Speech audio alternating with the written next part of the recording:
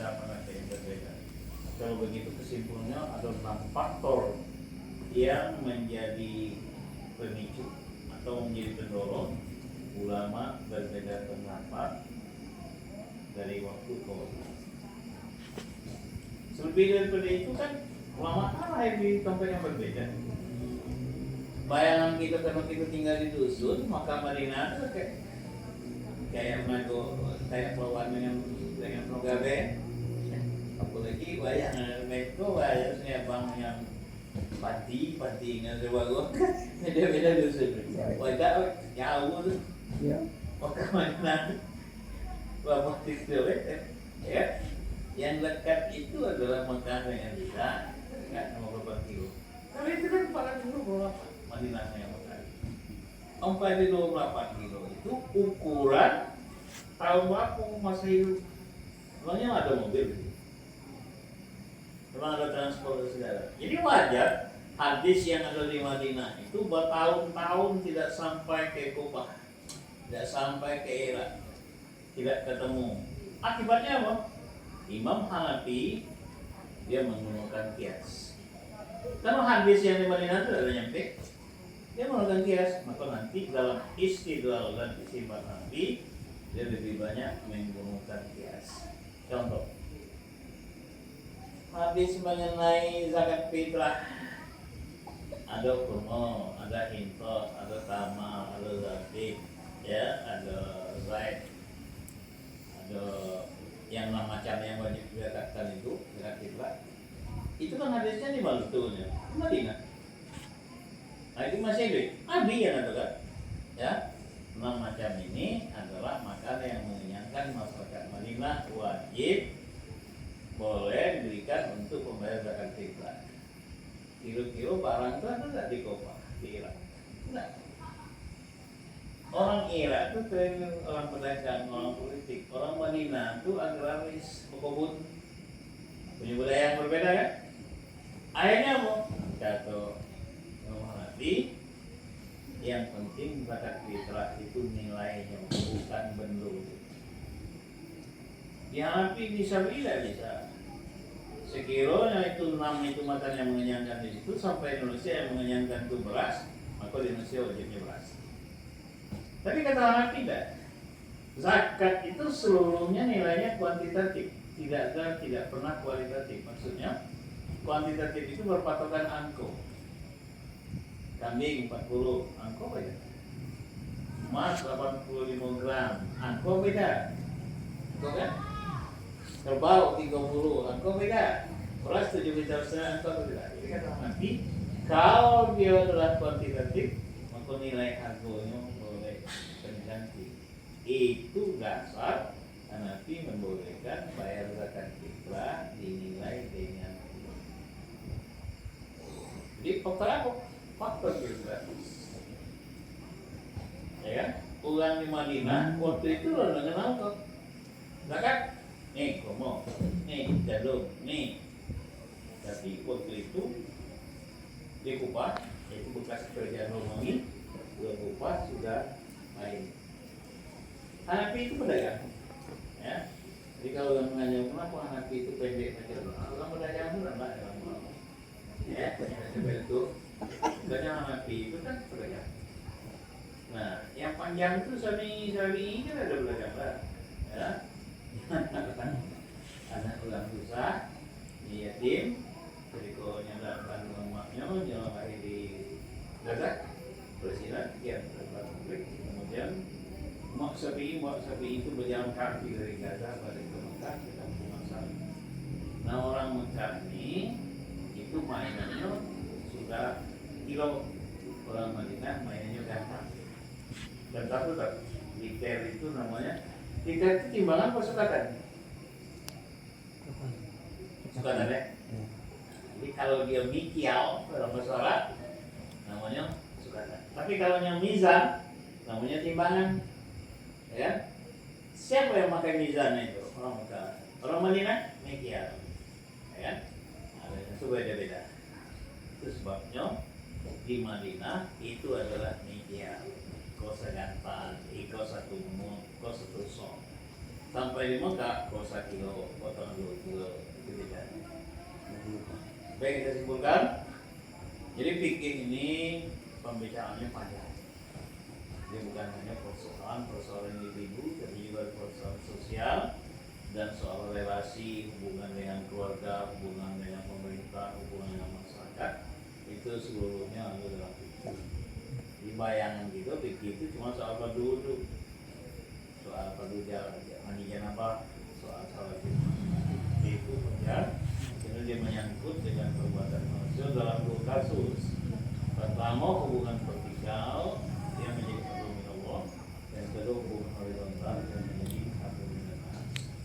Itulah kesimpulan diriwayat oleh Muzilat aina sukifu ila bihabrin min Allah habrin min nas. Itulah fikih. Baik. Apa? Oh, ditanya. Ya. Nanti nyuruh Ya. masalah saksi dan Hah? masalah ini. Ah. Kita menuduh orang tadi saksi, harus ada saksi kan? Kalau ada saksi kita kan kena ini, kan? Kena. Ya. Ini zaman modern ini kan kita menghadirkan saksi. Nah ini terjadi bagi kami.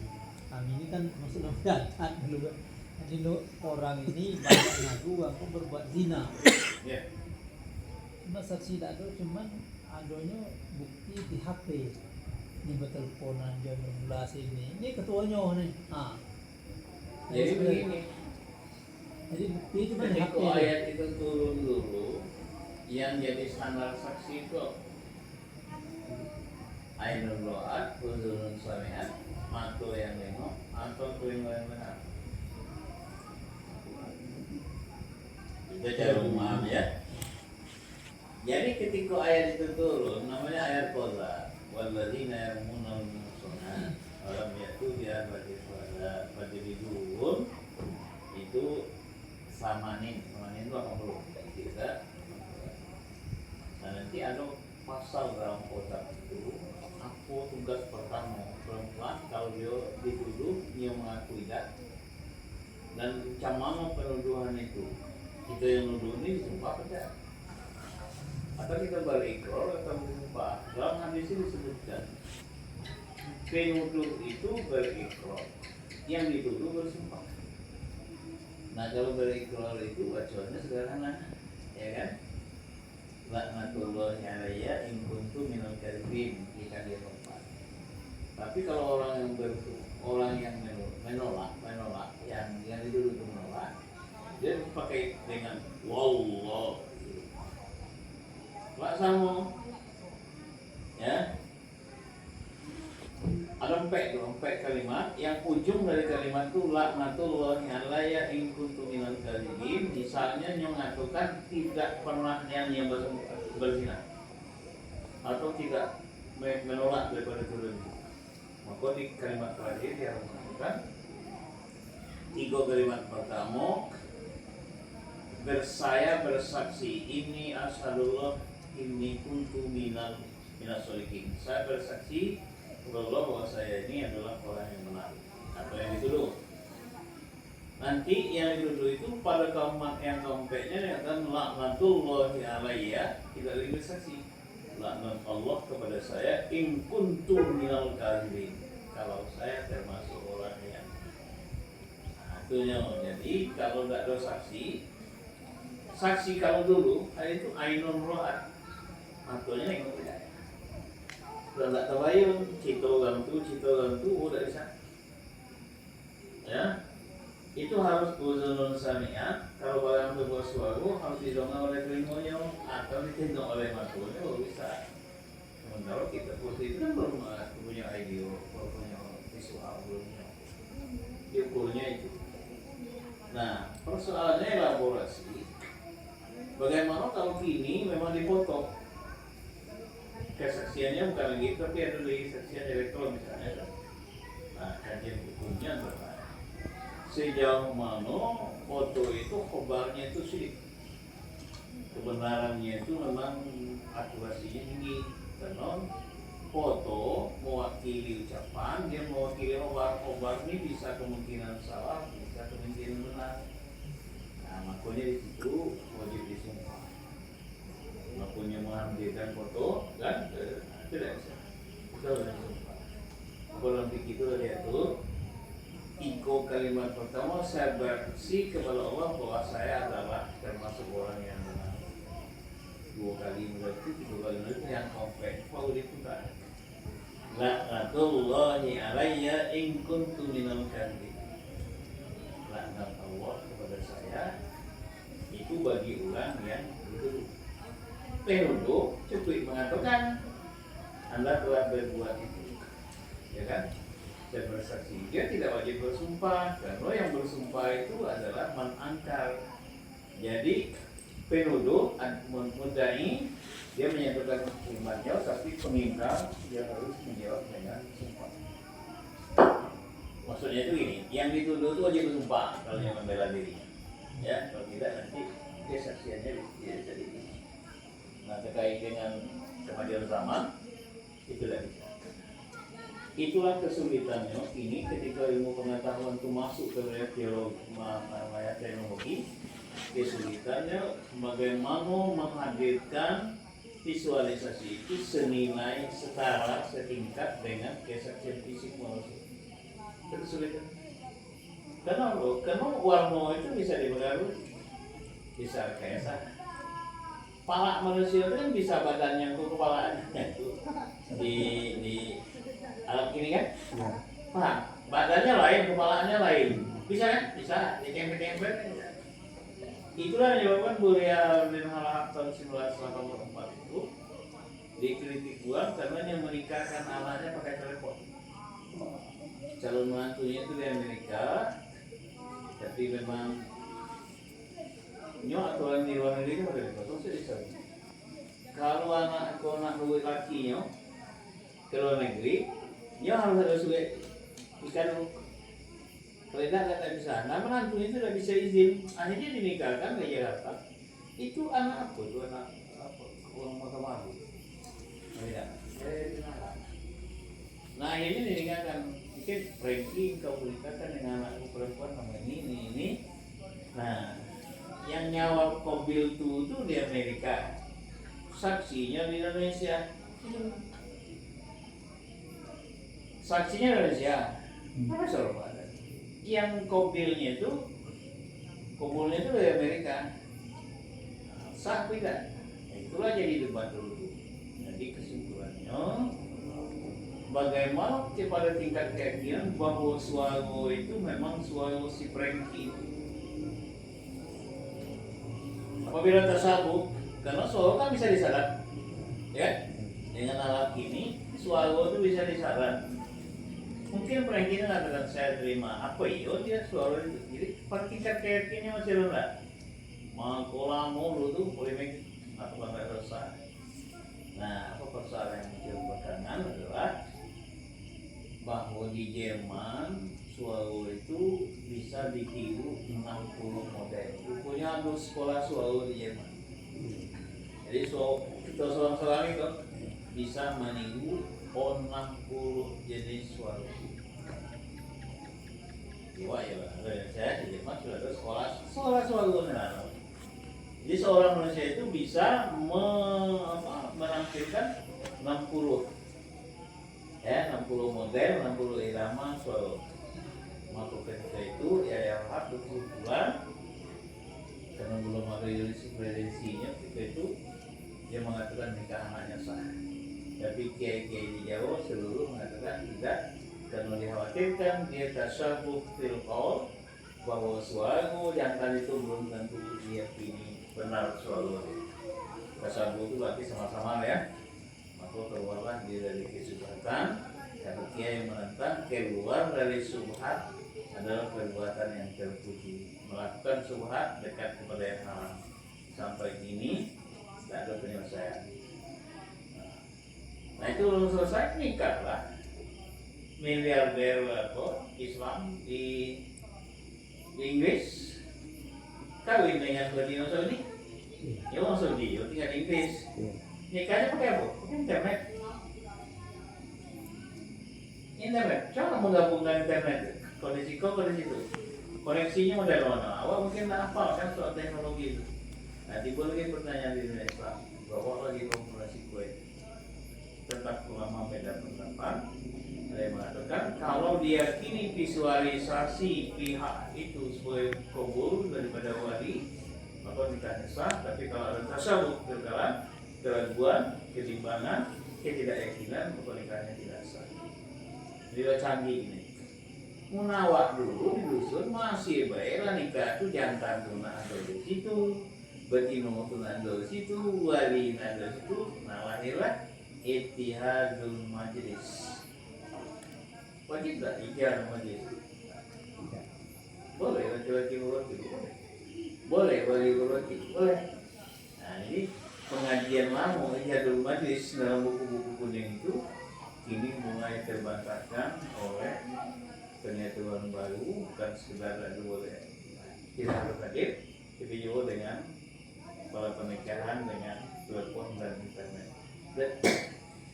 Dan ini menjadi kajian masa Idul Fitri ya. Negara-negara yang mengambil azab ekstrem tetap menolak. Karena suatu adalah tahdus, dia berubah. Dan itu adalah obatan manusia, bisa dicontoh oleh manusia, bisa dijeplak, bisa dikoligasi oleh manusia. Oleh karena itu pandangan itu katakan itu tidak sah. Tapi kalau yang mengatakan kelompok itu mengatakan bila nanti diyakini oleh akal sehat, bisa dibuktikan, maka bisa nengok, telinga bisa dengar, maka itu dianggap sebagai sebuah visualisasi yang membenarkan akad nikahnya sah. Sampai kini modalnya. Ya, jadi kemajuan teknologi ini banyak sekali yang sudah masuk ke wilayah-wilayah hukum agama.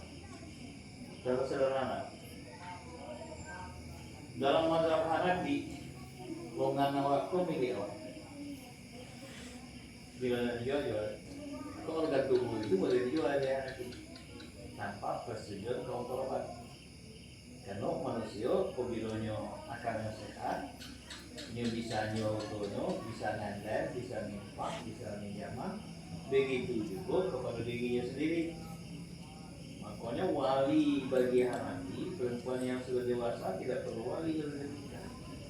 Kalau hak tasawuf, hak pengendalian itu melekat pada dirinya secara inheren, tidak dikendalikan oleh keluarga. Maka ada wali di dalam Hanafi bagi perempuan yang sudah dewasa.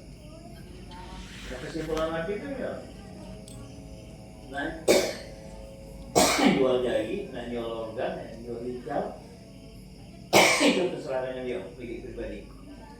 Tapi di Syafi'i itu harus persetujuan keluarga. Jadi kalau di mazhab Syafi'i, rasanya jual hijau, bukannya jual mato, ya kan?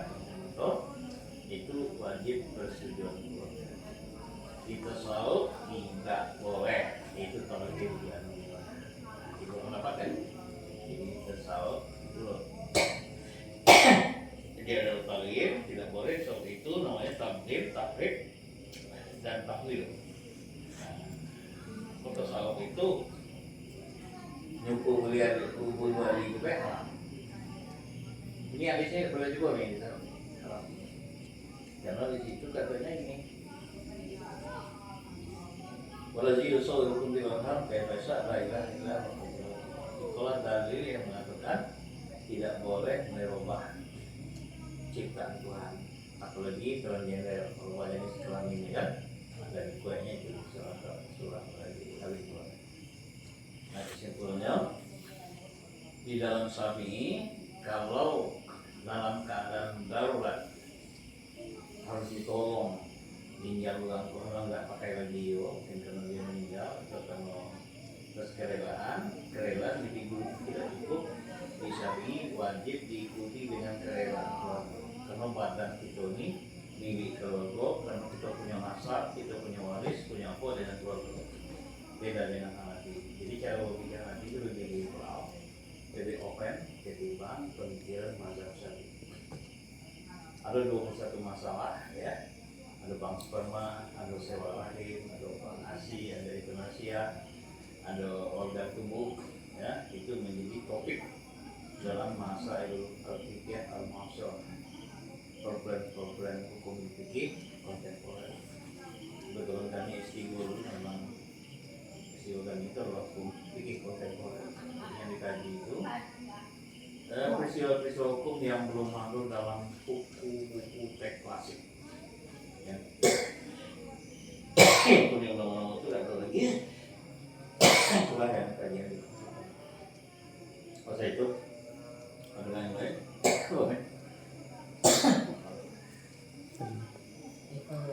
masalah nuntut tadi ada tiga nuntut kodam sama kodam kunci Gimana? itu Udah? Oh ya. Jadi gini, jinayah dalam Islam itu bagi tiga. Pertama kisos, kedua hudud, ketiga takdir. Yang kisos itu pembunuhan dengan sengaja. Itu kisos. Arti kisos itu setara. Apa yang dibuat itulah yang dibalas. Kisos itu begitu. Ada kisos terhadap jiwa, ada kisos terhadap organ tubuh. Dalilnya ya kalau yang anu kedua ada kisos, kedua kelak, kedua jiwa, kedua jiwa dan sebagainya. Sama seperti Allah menjadi syai'un pertimbangan mau atau yang bisa. Kalau yang organ tubuh, mata segala macam, kata menalai adalah nafsu binasi wa aina bil aini wa budunan bil ilmi. Dan apabila organ tubuh, mata dicongkel, nyongkel mata orang atau dibalas kisos, artinya sebanding kan. Nah persoalannya adalah di kisos itu yang berhak menuntut kisos itu bukan orang yang mati. Orang mati mana orang? Jadi yang berhak menuntut kisos itu keluarga, namanya mustawakil kisos.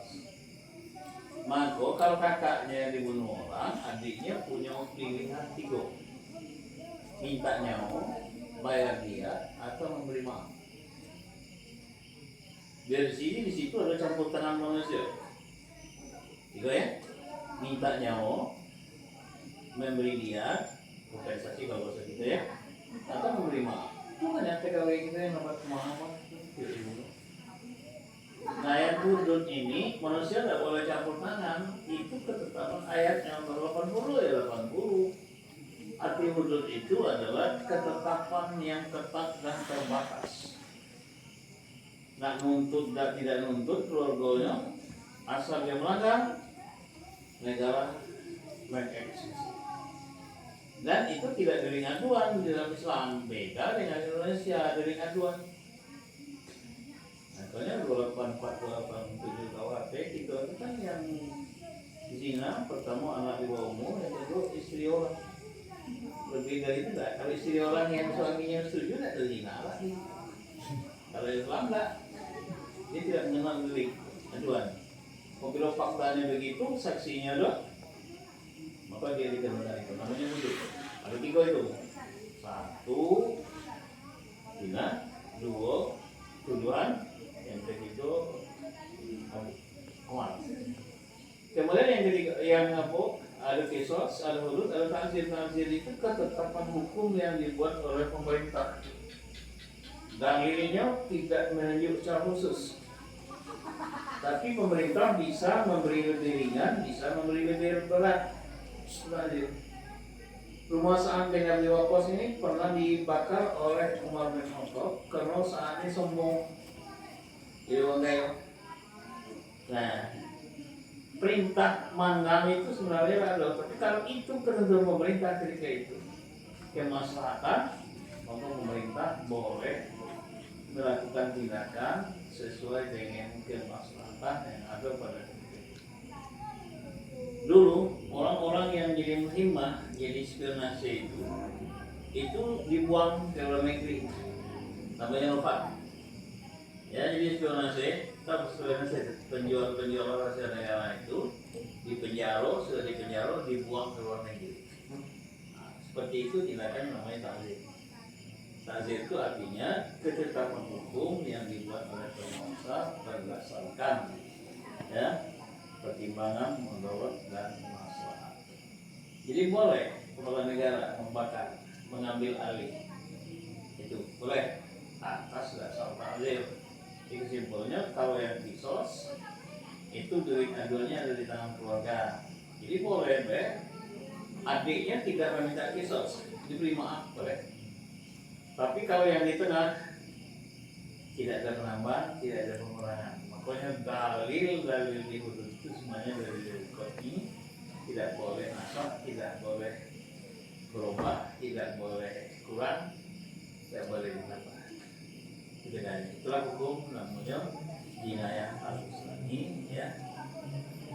Pidana dalam Islam ada tiga tadi, ada kisos, ada hudud, ada ta'zir.